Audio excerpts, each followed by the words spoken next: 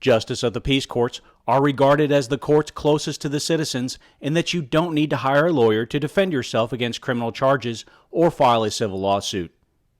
In this screencast, we'll talk about the characteristics of the justice courts pertaining to both criminal and civil matters. While the Texas Constitution establishes justice courts, the Texas Code of Criminal Procedure grants them their criminal jurisdiction. Justice of the Peace Courts cover areas outside of incorporated cities, but within the precinct. These are sometimes referred to as unincorporated areas of the county, and a justice of the peace does not have to be an attorney.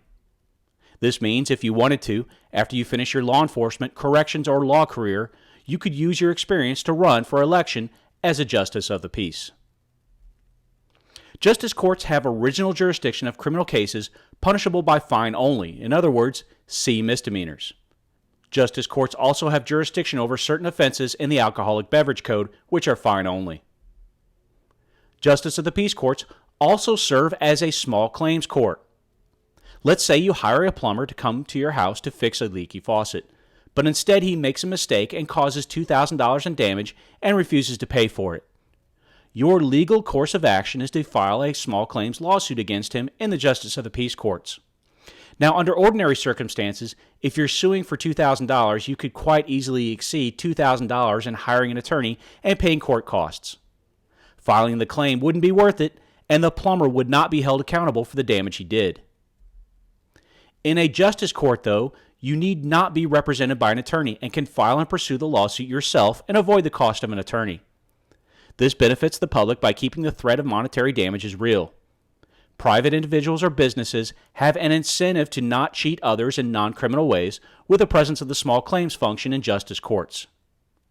Justice courts can hear small claims up to $20,000, so you can sue by yourself and without hiring an attorney to represent you for up to that amount.